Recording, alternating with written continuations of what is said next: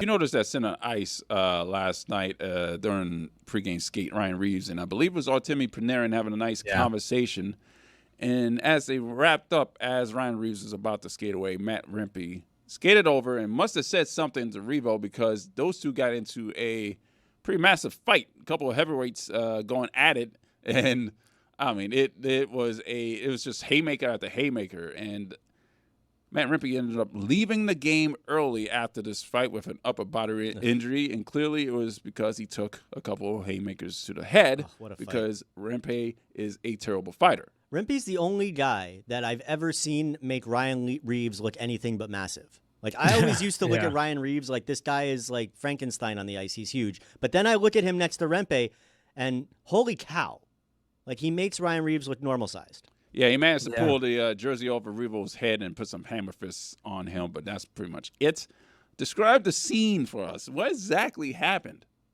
Well, the warm-up conversation, again, like I think everyone knows the relationship and friendship between Ryan Reaves and Artemi Panarin, especially after I think it was on Missing Curfew where Ryan Reaves was talking about how him and Panarin used to like play basketball or something and drink some vodka like after games. So those two guys, that was clearly a friendly conversation happening at center ice. And, Rempe took his opportunity to get Revo at the red line and give him a heads up that he wanted one.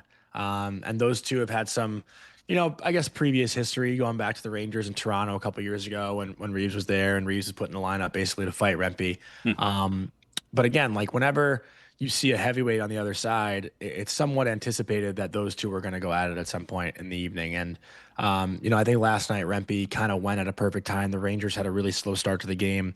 Ryan Reaves throws a big hit on Juuso Parssinen, and Rempe steps up for his teammate and tries to get the crowd going because the crowd last night and, warranted, they were dead because the Rangers came out the first 2 minutes. San Jose dominates and they score a goal, and that quiets the crowd. So, we didn't ask Mike Sullivan what he thought of the timing of Rempe's fight. I would have imagined he would have said, it was necessary because it did give the guys a boost a little bit. I mean, Radish did score, actually, I think the Sharks scored the next goal after the fight, but that was a weird bounce in the power play.